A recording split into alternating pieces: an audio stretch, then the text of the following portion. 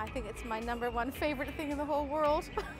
Even if I smell it, I'm like, oh, I gotta have it. It's addicting. It's universal. Everybody loves it. I'd probably run around naked for it. It's hard to stop. It's hard to stop. There's only one substance that generates this kind of passion: the food of the gods. A drink once reserved for royalty, a substance so valuable the beans were used as currency: chocolate.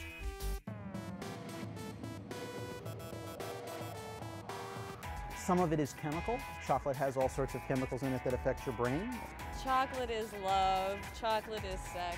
Sweet, melty, creamy, great. Just give me the chocolate.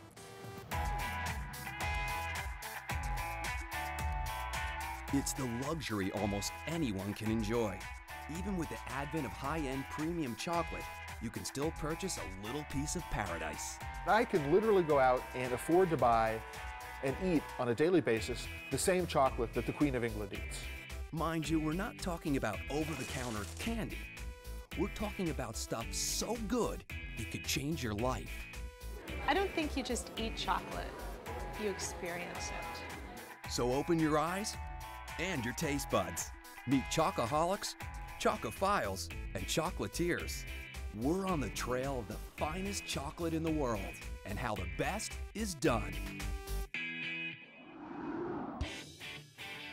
Chocolate is some people's secret pleasure. It is some people's great love. I know some people who love chocolate more than their spouse. Why do we love it so? Most people's first memories of chocolate are sweet and not necessarily fancy.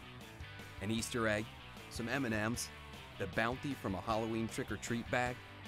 They did a survey of 10 people to see how many like chocolate, and 14 said yes. Chocolate has not always been so universally beloved. For most of its history, chocolate wasn't even available to the common folk. It was a dark delicacy reserved for royalty. It wasn't sweet. It wasn't even eaten. It was a cocktail.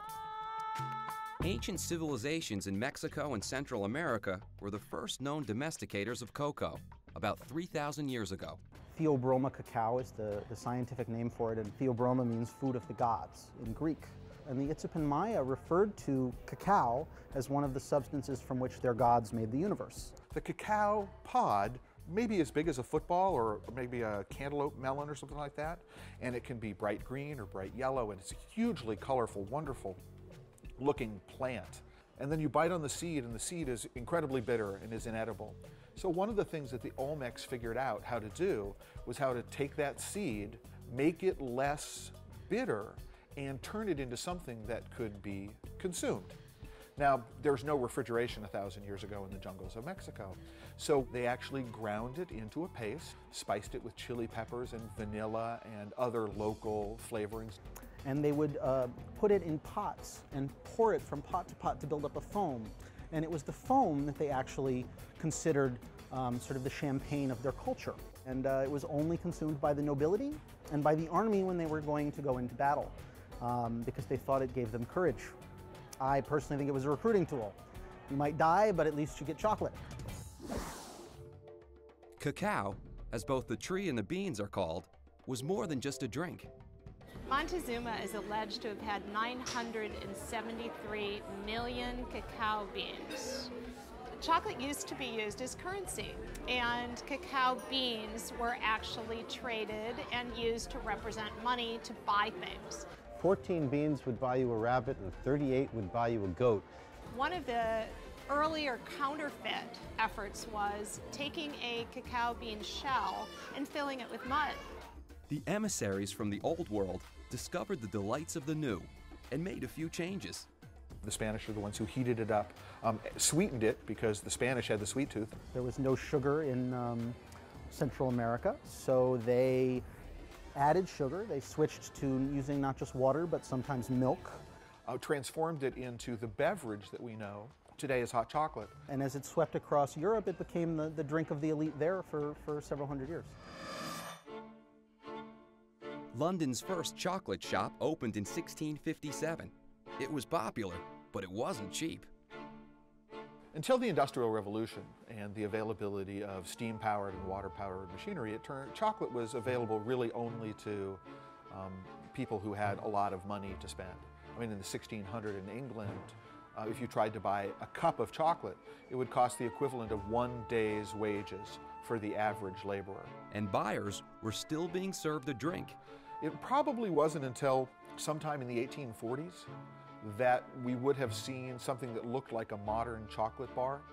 Fry and Sons invented the first solid actual chocolate bar by adding cocoa butter, which is produced through the manufacture of cocoa powder. So in its 3,000-year history, chocolate has only been in the bar form we know and love for about a century and a half. Who was the hero who finally made chocolate affordable for the common man? Milton Hershey, a candy maker with a dream. He wanted to bring chocolate to the masses. He wanted something that he could make available literally to everybody who had a nickel in his pocket. Hershey saw European chocolate making machines at the 1893 Chicago World's Fair. He combined them with his candy making experience and became the first mass producer of chocolate. So once people were able to try it for the first time, they quickly developed a huge taste for it, and then that led to the rush of other companies coming in and making chocolate. From those humble beginnings, a universe of sweetness arose, with a few crucial distinctions. We differentiate the world of chocolate into 3 general categories. We start with candy. There's nothing wrong with candy. There's a lot of chocolate candy out there, and I certainly enjoy a great deal of it myself. A candy bar may have 10 to 15% cocoa in it. It depends on the brand, but not a lot. The average milk chocolate in America has maybe 15% cocoa in it. The average dark chocolate candy bar has somewhere in the 40s, low 40s. Then there's good chocolate. Good chocolate has some good flavor. It really tastes of chocolate. It might be darker. You can really taste the chocolate as it gets sort of above the 50 to 60% range. My favorite chocolate is at 72%. My business partner's favorite chocolate is at 85%. And the third category, great chocolate. Great chocolate should have 4 or 5 ingredients, maybe 6. Cocoa mass, cocoa butter, sugar, vanilla. If it's a dark chocolate, it should really stop there. Some people use soy lecithin. There's nothing wrong with soy lecithin, but you don't need it. If it's a milk chocolate, it should also have milk. So candy, good and great, got it. And less is more, ingredient-wise. Look at that. Now you've got us reading the label. Okay, cocoa percentages. What's that all about?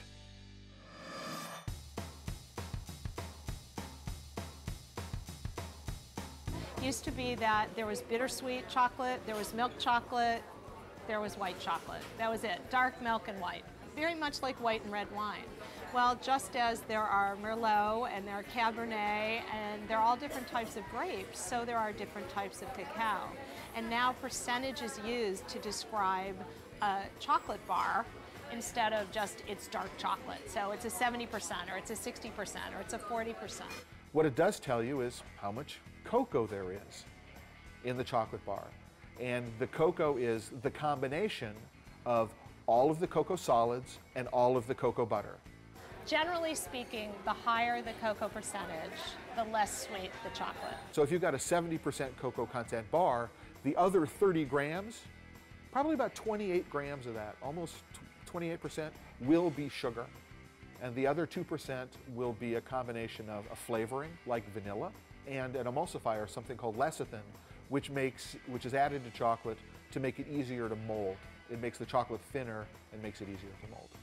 One of the most common misconceptions that people have is that there is a relationship between cocoa content and chocolate quality. A 70% cocoa content chocolate is not better than a 68% cocoa content chocolate just because one is 70 as one is 68. So percentage alone doesn't tell us how good the chocolate is. There's something else you might find on the label. More and more premium chocolates are being called single origin.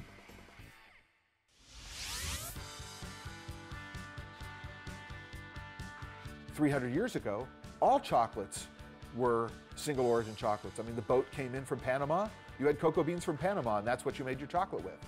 It's only until the Industrial Revolution, people like Milton Hershey, that we see all chocolate being blended. Recently, chocolate has gone back to its roots in that we are now enjoying darker chocolate both as a drink and in bars, but also that we're going back to place-based chocolate, focusing on the terroir of specific beans from very specific places. Some of the trends in chocolate today mirror those that happened in the wine industry. And the fascination with chocolate is really, I believe, in its infancy. We're just learning the concepts of terroir, which is the soil, the climate, the air, the moisture that actually affect the growing conditions, and why cacao from one country, one region, one single estate, one farm tastes different from another. Chocolate from our plantation that we work with in Madagascar, Mangaro, has a strong citrusy flavor that's very sour. The Moralumi from Papua New Guinea has intense red berry, fruity flavors with a sort of floral back and then a smoky underlying flavor. And that comes primarily both from the bean itself and from where it's grown and what the weather was like that year. The term single origin can be tricky. It could refer to beans that come from a single country, a single town, or even a single plantation. Whatever it means, it's becoming more popular. Single origin cacao is often more expensive because it actually comes from a single place, and that those beans really sing. There's no disguising it, there's no blending it, there's no hiding the flavors. That is actually from a particular estate. People who are in the know will go, oh, those are really good beans, and therefore it's going to have an interesting flavor, and I'm willing to pay more for those interesting flavors. So is single origin always better than blended chocolates? Not necessarily. Two schools of thought on that. One is that blending is better because you can actually control the flavors, whereas in single origin, this is what you get. I don't believe that one is better than the other. I believe that what is the best is what you love the most. So how do you distinguish the truly great chocolate? Stick around and learn how to taste the difference. Plus, is it possible? Can it be true? Is chocolate good for you? Broccoli, we eat broccoli because it's good for us. We eat Brussels sprouts because it's good for us. That's not what chocolate's about. When How the Best is Done returns. We know how much you love chocolate. The question is, what would you do for chocolate? Make me an offer. What would I do for chocolate? Well, it depends on who with. And let's just leave it at that. What wouldn't I do for really good chocolate? I would dress up like a dominatrix and whip whoever was willing. Why? Are you going to ask me to do that thing now? If chocolate's involved, I'd say that all bets are off. In the San Francisco Marathon, they had good chocolate halfway through the race. Trying to qualify for Boston, stopped for chocolate. That's what I would do for chocolate. Ruin my hopes and dreams. I would be hard-pressed to find something I wouldn't do for really good chocolate. Oh, I hope my mother doesn't see that. Welcome back to How the Best is Done. Chocolate is indeed one of the most satisfying substances that God has given this planet.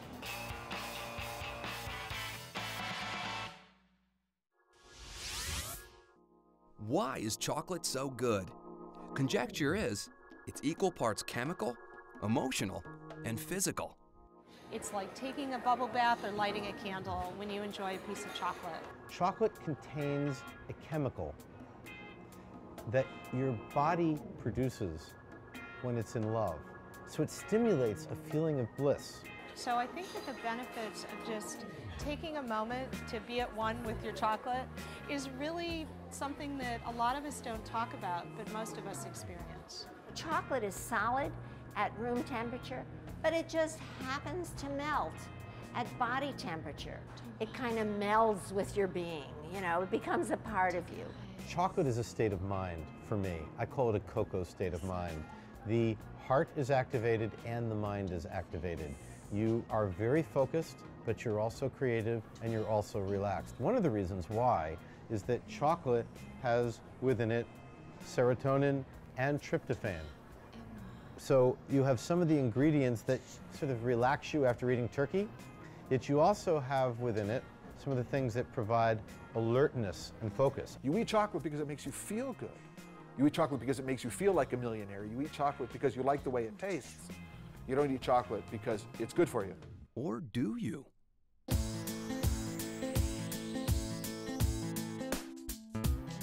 Yes, chocolate is good for you in moderation, and that level of moderation is for you to decide. I personally enjoy about 30 to 100 grams of chocolate a day. That may or may not be a good thing, but it makes me happy. A little bit of great chocolate, enjoyed every day, will help keep you healthy.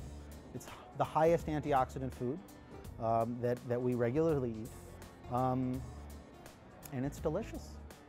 Antioxidants include vitamins A, C, and E, and flavonoids found in soy, tea, and red wine. They prevent and repair cell damage that may lead to heart disease and cancer. Antioxidants have become so popular that their presence is touted on many products. But the best source of all? Dark chocolate has more antioxidants than green tea, red wine, Or broccoli, or blueberries. That's why a New York City-based company called Very believes that chocolate is not just good, but good for you. It started from a simple desire to find a minimally sweetened, very sophisticated gourmet chocolate for a friend of mine who was ill. Every chocolate that I found was either very poor quality or loaded with chemicals. When I couldn't find anything, I basically hired a chef and decided I was going to make it myself. I decided to do a lot of research, and I basically fell in love with chocolate. I found that it's this amazing, amazing foodstuff. Dark chocolate is an incredible food, even a medicine. Really? A medicine? Well, yeah. We're still discovering a lot of the benefits and characteristics that the cacao bean has. Chocolate increases blood flow, so it may actually create smoother skin. It's very heart healthy because it relaxes your heart muscles, your veins, so that it increases blood flow. And what about the fat? The fats in chocolate are really good fats. They're similar to the fats in olive oil. So they lower your bad cholesterol, they raise your good cholesterol. More health research sounds promising. Chocolate improves blood vessel functioning, which may in turn affect cardiovascular health. Cocoa contains polyphenols, which may also lower blood pressure. And gosh darn it, chocolate just makes you feel good. Some of it is chemical. Chocolate has all sorts of chemicals in it that affect your brain, over 300. It's kind of ironic, you know, chocolate is this entity that makes you feel so great. And what do most chocolate producers do? They load it with sugar, which actually makes you feel bad and interferes with the things that chocolate can do for you. Kathy wants Very Chocolate to do good things for you. She's part of the new wave of premium chocolate makers. Very makes their chocolate from bean to bar. That is, they buy beans and make chocolate from their own recipe. Our chocolate is as different from other chocolate as an heirloom tomato is from ketchup. Very chocolates have more than twice the antioxidants of other dark chocolate. And the bean also is a very mild, floral, fruity flavored bean, which doesn't require a lot of sweetening. The sweetening we use is crystalline fructose, which doesn't spike your blood sugar. So you really are satisfied with the chocolates. It doesn't raise you up and then you don't crash. Very makes a host of products, from bars to coconut clusters to pepper-studded chocolate wafers, all from dark chocolate with a 75% cocoa content. All dark chocolate is not alike. Dark chocolate that is defined as dark chocolate with only 55% cocoa content will not give you the benefits that we know dark chocolate can give you. So you really need to look for dark chocolate with 70% cocoa content or higher. Before you start skipping salad bars in favor of chocolate bars, we're going to raise the warning flag one more time. Despite a whole lot of promising research, no one has given you a license to eat all the chocolate you want. You want to eat chocolate that makes you feel good. You don't want to feel good about the chocolate that you're eating. Don't think of chocolate as a vitamin supplement. as long as it tastes good, right? And speaking of tasting, this would be a good time to go get some chocolate. Go on, we'll wait. One should not rush chocolate. You should take your time with a great chocolate. Get to know it. A great chocolate is going to engage all of your senses.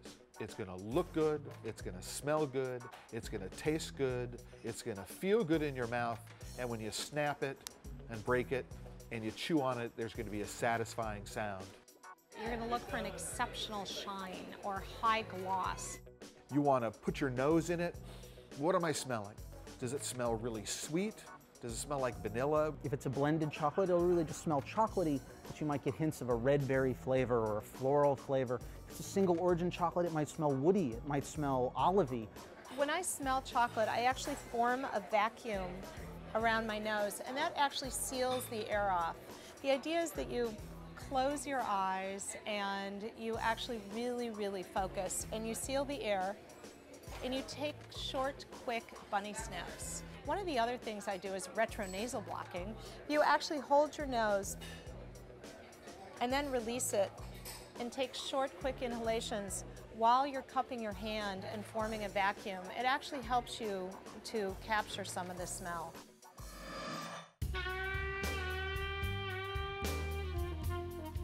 When you put the chocolate in your mouth, give it time to melt. The colder it is, the less you'll taste it. So you want to give it time to warm up and give the cocoa butter time to melt because it wraps the flavor in place. Flavor comes in waves in your mouth. Sweetness at the tip of your tongue, saltiness and sour more towards the sides. You're going to note these waves of flavor as you allow the chocolate to unfold in your mouth. So really think about that. The chocolate actually is unfolding in your mouth and telling its story as it begins to melt. A lot of the terms we use to describe chocolate, the flavors of chocolate, are actually similar to the ones that we would use for wine. So is it fruity? Are we tasting red fruit flavors or citrus flavors? Is there licorice flavors or tobacco or woodsy flavors? So what I'm doing is, it's called surface feel. And basically, that's really bad, huh? I know it. You're pressing your tongue against the roof of your mouth to feel the surface of the chocolate. You want to see how it feels on your tongue. Is it smooth? Is it gritty? Is it creamy? Does it cling? Is it chalky? Does it slide? This happens to be an exceptionally smooth piece of chocolate, the one I have.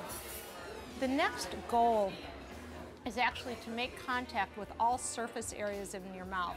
So I take the chocolate from side to side and front to back. As the flavors begin to unfold, you notice a whole range of harmonious, almost like an orchestra. You hear and feel and taste different instruments playing. You want a chocolate that leaves a lasting aftertaste that you're still enjoying a few minutes later. Sort of like going to a concert, you might enjoy the memory of the concert as much as eating the concert, or you don't eat the concert. Anyway. It's really this wonderful, wonderful symphony of chocolate flavors.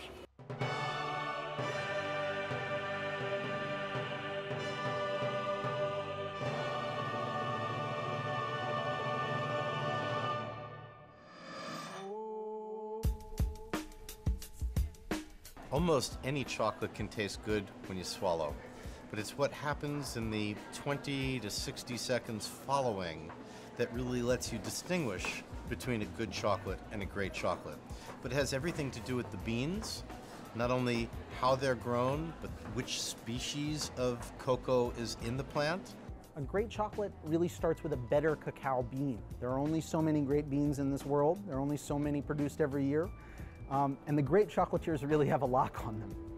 For something so popular, chocolate is actually based on very limited resources. For one thing, the cacao tree's growing range is restricted. Chocolate only grows within 20 degrees north and south of the equator. So chocolate is like this great brown belt around the middle of the planet. It's native to Mesoamerica, but at this point most of the crop is actually grown in Africa. The Ivory Coast alone represents the single largest source of cacao. The best growing region, considered by most is Venezuela.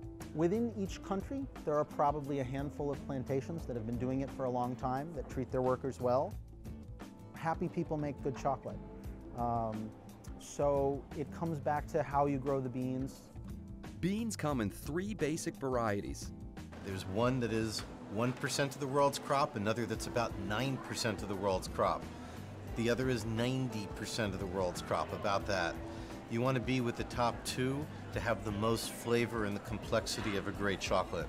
And there's the Criollo, which is 1 to 2% and is the most sought after and the rarest. It grows mostly in Venezuela at this point. The Trinitario is a hybrid of the Criollo and the Forastero, originally dating back to Trinidad, when all of the Criollo plants were dying about 400 years ago, and they needed to do something. So they brought in Forastero plants, and when they bloomed, they actually crossbred with the surviving Criollo. Each variety has a characteristic taste. The Criollo tastes classically chocolatey, and I believe that it's the flavor that all the chocolate blends have been trying to create. The Trinitarios sometimes have very strong fruity flavors, sometimes very citrusy. It depends on where it's grown. You can have the same bean in 2 different places and get a very different chocolate. The soil conditions, the terroir, as we say, the flavor of the earth, really matters in the chocolate. Coming up, can you turn a chocoholic into a chocophile? My name is Kari, and I am a chocoholic. The best chocolate and how the best is done, next. We assembled a crack team of experts for this show. All of them have what seem like dream jobs working in the world of chocolate. Here's what those jobs actually entail. Joan is a chocolate consultant.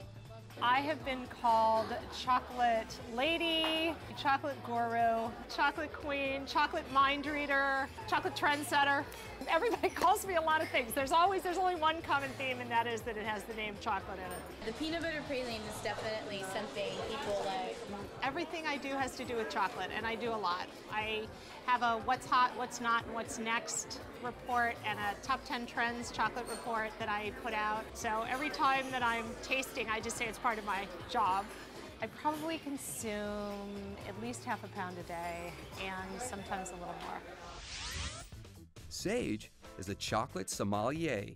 Being a sommelier is about teaching and sharing the pleasures of chocolate with others. And those are pleasures he knows quite well. I start my day with chocolate every day. I eat a bar of the 72, a 30-gram bar every morning after I wake up. It makes me look forward to the rest of my life. A great chocolate puts a smile on your face and helps wash away all the troubles here. Clay is an author, a blogger, and a critic. I am a professional chocolate critic, as opposed to a chocolate expert or connoisseur. We have movie critics, and we have restaurant critics, we have wine critics. Why not a chocolate critic? You have to experiment, right? You have to just go and eat the chocolate and figure out what it is that you like. I mean, it's a tough job, right? But somebody's got to do it, all right? And, you know, I'm man enough to go try. Welcome back to How the Best is Done. We've learned about the history of chocolate and where cacao is grown. Now it's time to talk chocolate makers. Okay, to begin with, chocolatiers make truffles and bonbons, sold by the box, or the piece, or the pound. In most cases, chocolatiers buy the chocolate as a raw material. Chocolate makers, on the other hand, begin with the cacao beans and make their own chocolate start to finish, bean to bar. While a few makers are also chocolatiers, the chocolate makers are the ones who come up with a standard and a recipe. This store in Manhattan is the only shop outside of France exclusively devoted to the chocolate maker Michel Cluzel.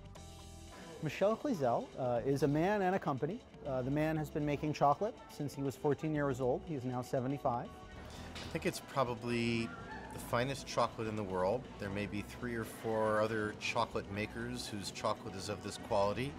These guys are the experts. They not only run the joint, they are the chocolate sommeliers whose job it is to educate as well as delight their customers' palates.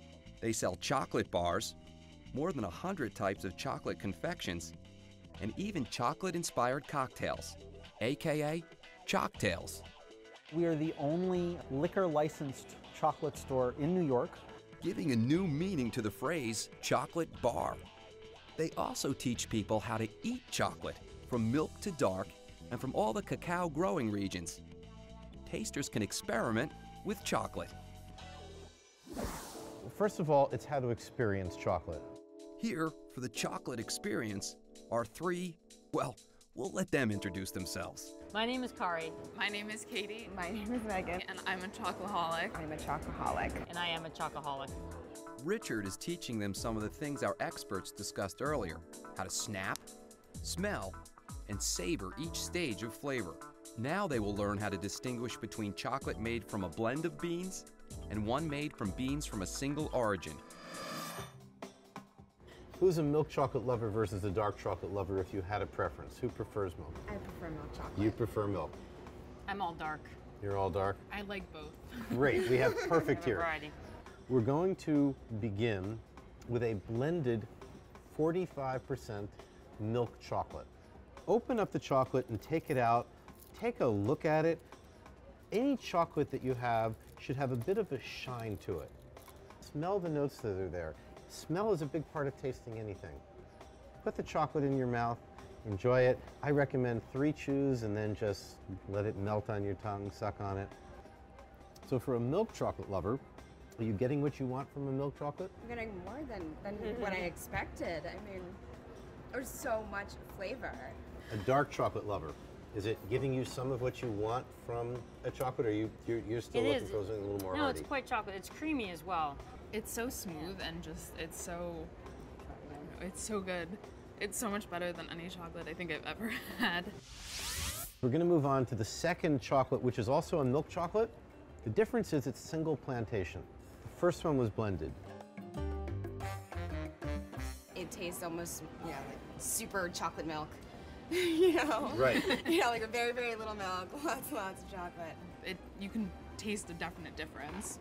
Richer, maybe darker would be the word. I want to say earthy or something.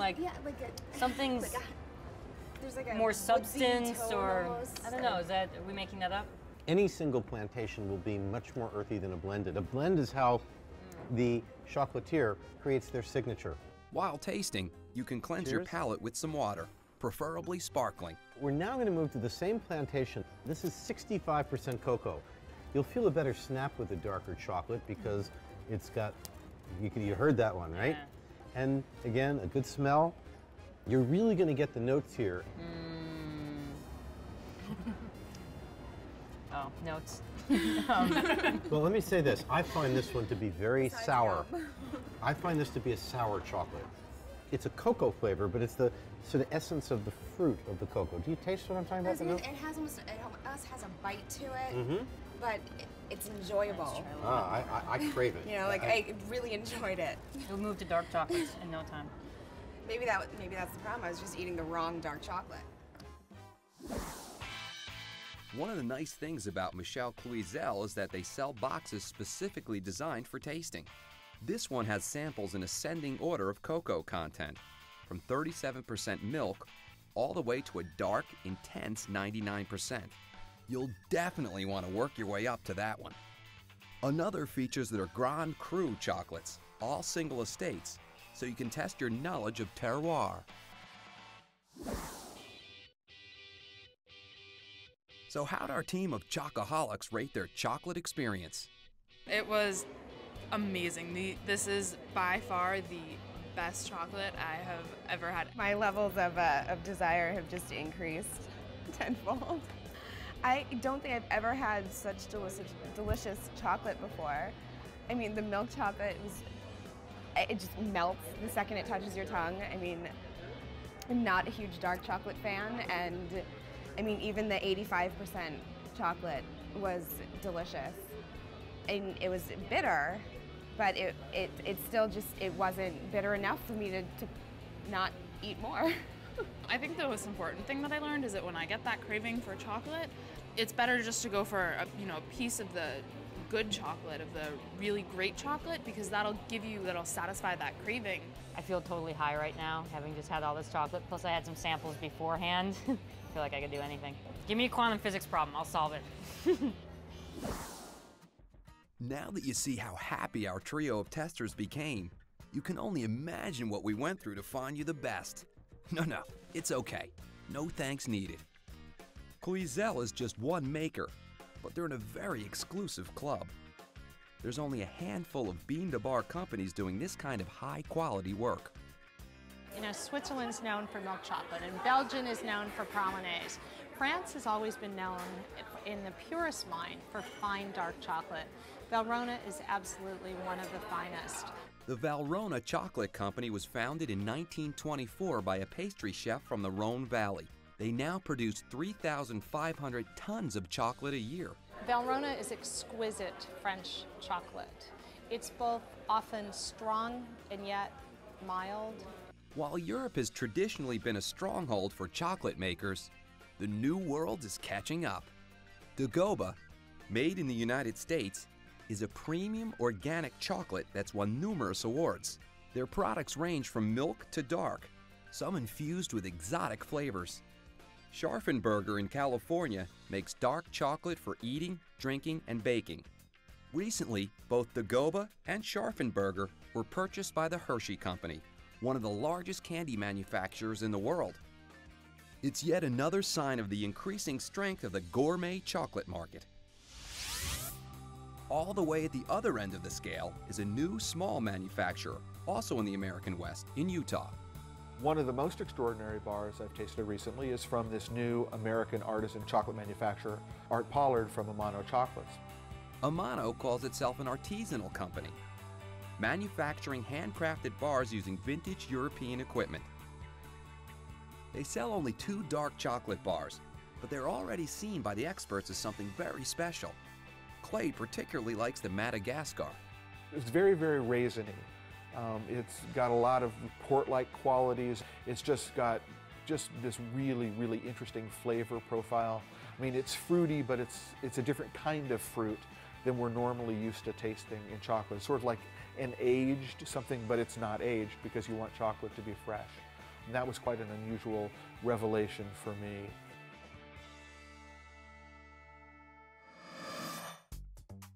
We continue our search for the finest chocolate to a land renowned for its culinary delights, Italy.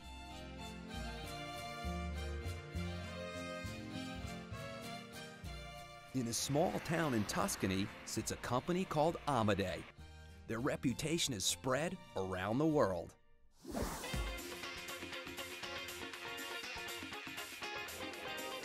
Amade is a wonderfully premium, super premium chocolatier in Tuscany. They constantly experiment with the finest cacao beans and sourcing and seeking really what is wonderful and pure and making it into fine chocolate. Their goal was to create a new kind of Italian chocolate company. They wanted to get away from most of the mass market chocolates that were in Italy. And they went and did what others had done, which is to go and look for the best quality ingredients. They wanted to look for unusual beans that are out there in the world. Brother and sister, Alessio and Cecilia Tessieri, started Amade in 1990. To say they have a passion for their work would be a slight under-exaggeration. Amade for me is is my life. It's very important to have the possibility to create in Amade my fantasy in the chocolate.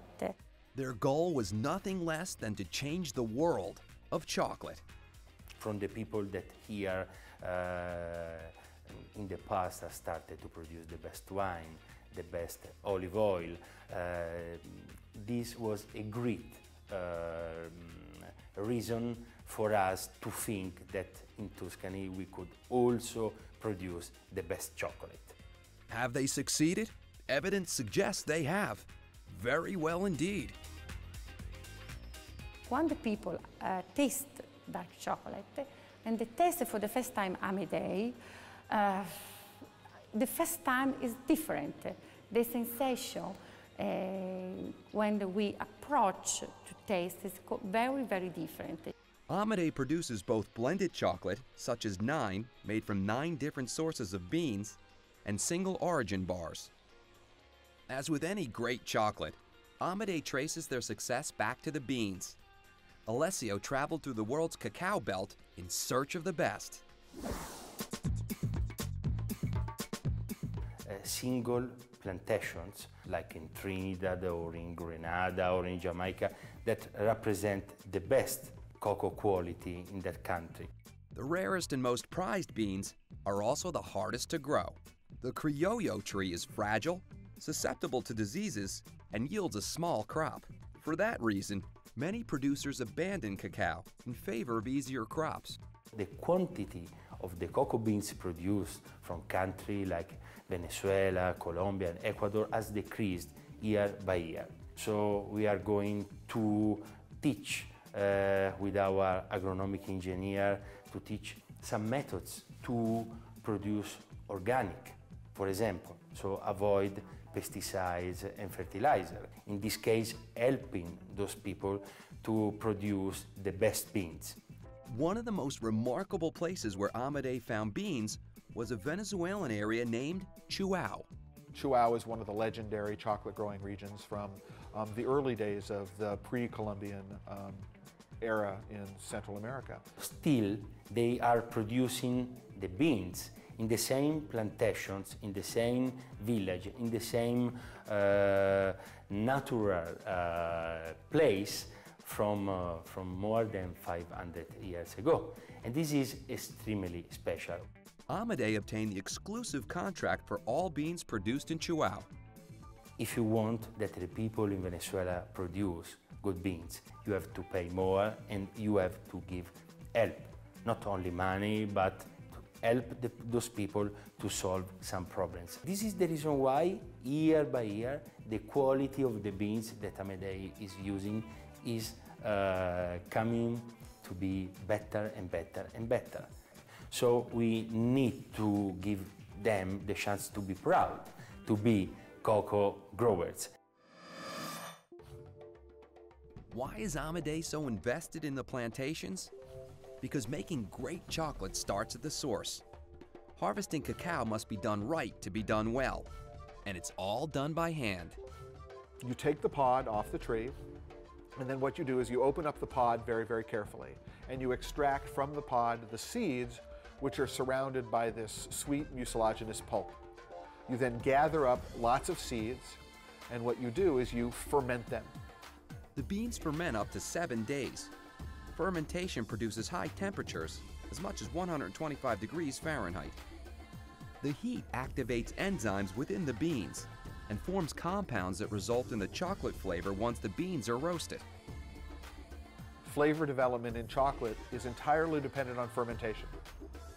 If you don't ferment, you won't develop any chocolate flavor whatsoever. If you under-ferment, you're not going to develop the complete flavor. If you over-ferment, the chocolate will go rotten and it creates what we call hammy flavors because the chocolate tastes like smoked ham, which is generally not a desired flavor for chocolate. After fermentation, the beans are spread out to dry in the sun another 3 to 7 days. From here, they are shipped to the factory in Italy. Coming up, from beans to bars at Amade, and how the best is done. White chocolate may be delicious, but it's not actually chocolate. To be true chocolate requires cocoa powder or cocoa liquor. White chocolate is made from sugar, milk solids, and cocoa butter.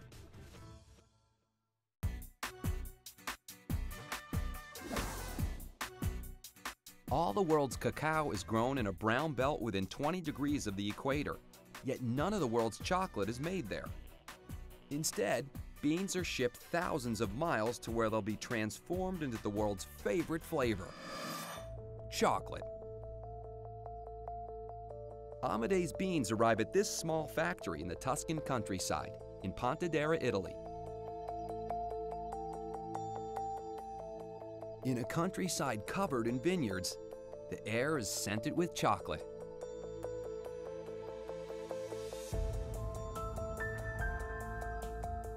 Cecilia Tessieri is president and chief tastemaker behind Amade.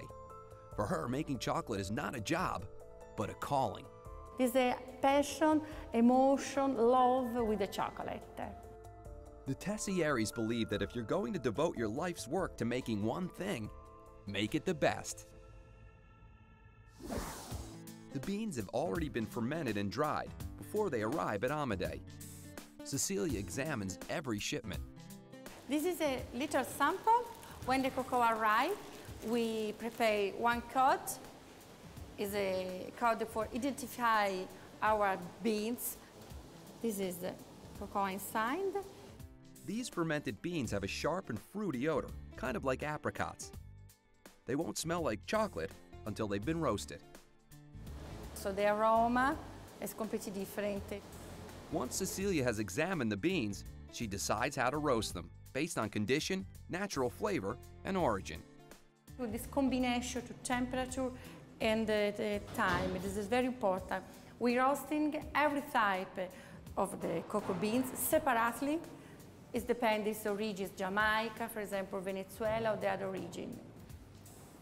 Now, especially, it is possible to broken. This is the nibs and this is the shell. The nib is the meat of the cacao bean, and it's time for those shy little nibs to come out of their shells. From the roaster, they go to the winnower, which cracks the roasted beans between steel rollers, then drops the pieces onto a series of vibrating screens, ultimately separating out the shell from the nibs within. Once the shells are gone, the nibs are ground. Although Amade invited us into the factory, there were some parts of the process that we couldn't shoot. The exact recipes are guarded carefully, and so are some of the machines. This is my beautiful department, because in this department it's possible to prepare the recipe. The very important secret to Amade is the secrecy of our recipe. While Amade mixes its cocoa, we're going to show you a generic rendition. Thanks to the Cocoa Manufacturers of America. Cocoa is made of cocoa powder and cocoa butter, crushed into a paste. The result is called chocolate liquor. Don't get excited, it's just a name. There's no alcohol in it. Cocoa butter can be separated out of the chocolate liquor, leaving cocoa powder. Cocoa butter can also be added back into a chocolate mix for extra smoothness. Okay, we're back to Amade. The cocoa has been mixed with sugar and vanilla and now is being refined. Refining grinds the particles together to produce an ultra-silky texture. The recipe, we have cocoa beans, cocoa liquor, cane sugar, and vanilla.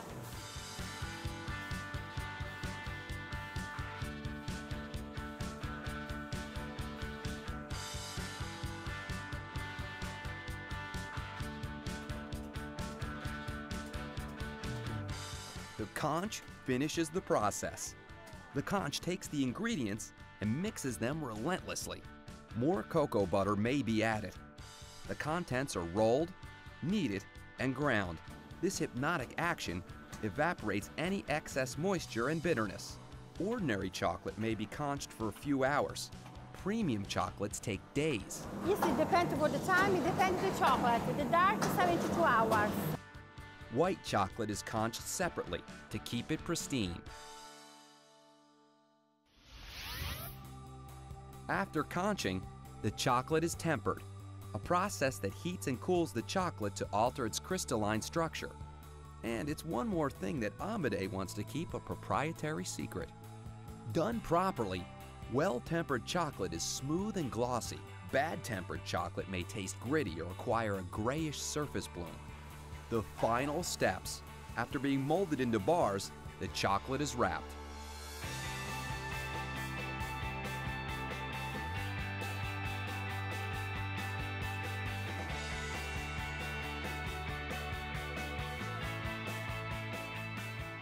For me, the chocolate is a work now, but it's a simple passion, a long emotion, and then is a new experience every day when I produce new chocolate. It's a very important new experience.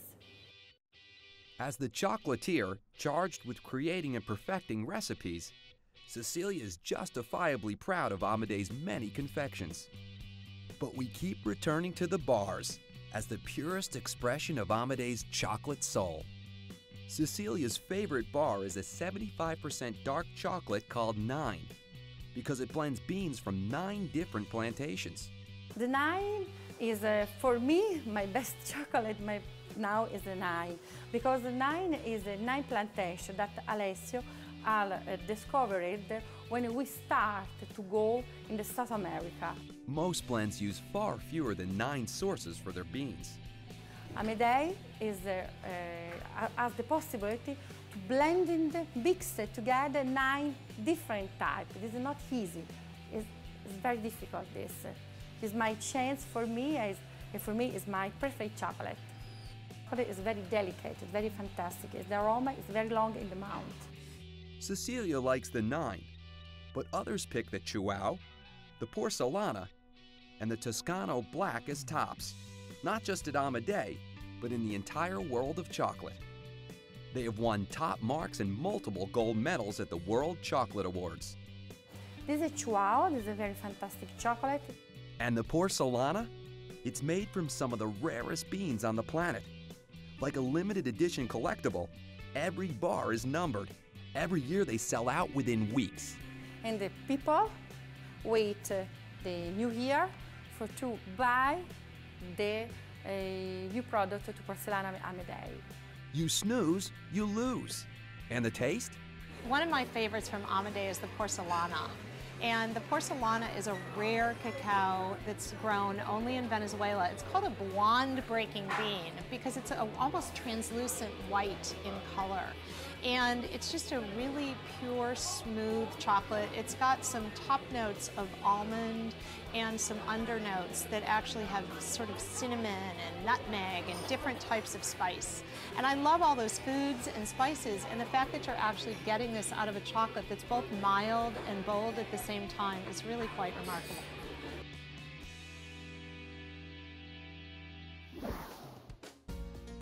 Amadei's chocolates are hard to find, but well worth the hunt. They use the best and the rarest of beans, control and oversee every step of the process, and perhaps most important, cherish a dream of a better world, or rather, a world of better chocolate. For me, it's also the dream, also the revenge. Because when I start to produce chocolate, people ask with me and Alessio, it's not possible. And for me, also, is the revenge to arrive to produce chocolate. A dream and revenge. It sounds so bittersweet, like chocolate. And if that chocolate is Amedei, you know it's going to taste very good indeed. Yes, very good chocolate. And now that you know the best and how the best is done, it's time for you to sink your teeth into your own chocolate experience. After all, I think a life without chocolate is a life without joy.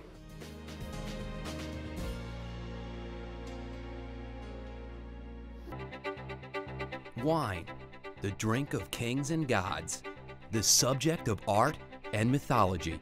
It's inspiring. For me, it was something that I discovered when I was a kid, and I fell in love with it.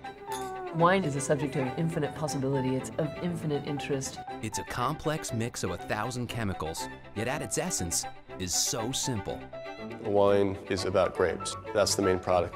There are good wines and bad. $5,000 bottles and $5 bottles. What makes one special and the other not? What makes a great wine is one of the questions for the ages. Is it the soil or the science, the grapes or the barrel? Magic. Can we leave it at that? Pharrell Williams here. Hi, I'm Joy Bryant. I'm Eric Ripper. I'm Tom Colicchio. I'm Dr. Frank Lipman. The host of On the Table. The host of Across the Board. Host of Artist Talk. Host of Hooked Up. Host of the show Be Well Week, Be Well Weekend on the Reserve channel. It's only on Reserve. Did you know that you can follow my show on social media sites like Facebook? Follow us on Twitter. If you're a fan of my show, hit the like button. All of the above. Share me with your friends. Treat yourself. Check out a new episode of my show, Hooked Up. And if you want to leave comments, feedbacks, ideas, whatever, love to hear from you. Leave a comment. And if you don't want to miss the show, be sure to subscribe. The one that's like down here, or is it here? Somewhere down here. Thanks for watching the Reserve channel. Only on YouTube. Throw caution to the wind and ask yourself what rules.